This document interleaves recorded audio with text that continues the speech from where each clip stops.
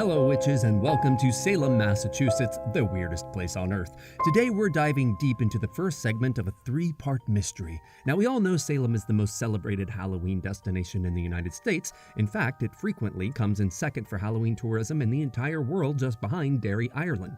But how did this happen?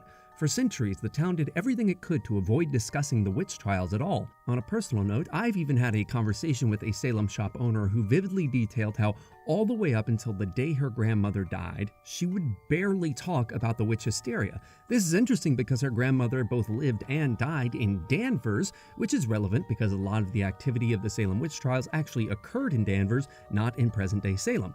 And when her grandmother did broach the subject, it was met with disdain, avoidance, and disgust at the burgeoning industry celebrating or maybe even glorifying the city's dark past. So what happened? How did we go from a Salem that avoided these discussions at all costs to one that hosts 500,000 people in October and has so adopted the symbols of its murderous past that they're literally plastered on police uniforms? The answers to those questions are fascinating. Let's begin, as all great things do, with television. Hi, kids.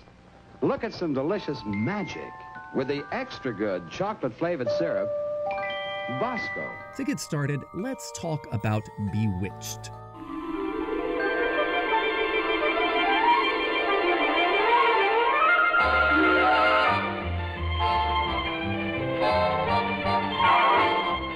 It may seem silly now, but this quirky little comedy was actually pretty groundbreaking for its day.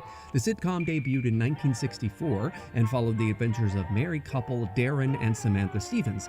They were like many young American couples in the 60s, simple, raising a child, and trying to put up with a seemingly ever-present mother-in-law. Oh, and Samantha's a witch and the marriage is bispecial because apparently witches aren't human. This little sitcom went a long way toward transforming the popular culture of the day, and its ripples extend out far beyond the decades in which it aired. In my opinion, if you like Buffy or The Craft or Salem or The Witches of Eastwick or a whole host of other spooky, interestingly witchy media, you have Bewitched to thank for the cultural space in which such things were not only allowed, but celebrated. But for our purposes, Bewitched really succeeded in three ways, each of which helped to kick off the transition of Salem toward its present-day Halloween madness. These were, 1, it featured 2 very powerful and self-determined women, both of whom were generally treated as strong and independently minded members of society. 2, it glorified, celebrated, and even poked fun at the idea of witchcraft. And 3, in a very popular story arc, the show featured Salem itself. Now, before we talk more about Bewitched, if you're a Salem lover, there's likely one question in your head right now: what about the Crucible? Arthur Miller penned the brutal fictionalization of the Salem witch trials in 1952, and it was as much connected to his time as it was to the Puritans.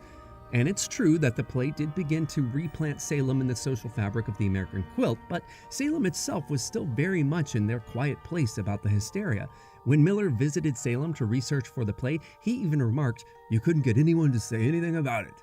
And at the time of Miller's writing, Salem was not doing so hot. Its maritime industry was already dried up for the most part, and manufacturing wasn't going so great either. And then suddenly there was this play, which discussed on an international stage a part of its history that it was still very much ashamed of.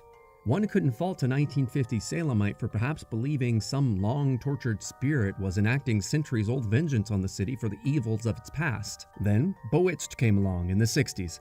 After mentioning that the main character had witch ancestors in Salem, the show's writers decided to set a number of episodes there. Samantha and crew venture back in time to the days of the witch trials, where she's promptly accused of and admits to being a witch. Then, using her considerable guile and charms, she both escapes execution and levels the Salem villains by exclaiming, "The people you persecuted were guiltless. They were mortals, just like yourselves. You are the guilty." The Salem chapter of Bewitched was a massive success for the show, and the residents of the town would later realize, albeit with some opposition because this is Salem after all, just how important it had been to their present-day successes. And this is in part why the Samantha Stevens statue was dedicated in Salem in 2005. It didn't take long before the influence of the show became commercialized in Salem, and the renewed cultural focus that Bewitched in many ways sparked had some unexpected benefits only a few years after the airing of the Salem storyline. From here, there are two crucial components to the evolution of Salem between the 1960s and today. One, the American Halloween explosion, and two, the arrival of the real witches in Salem. And those two elements are what we'll explore in parts 2 and 3 of this mystery. Thanks for joining us for part 1, and we'll see you next time. Stay weird, witches.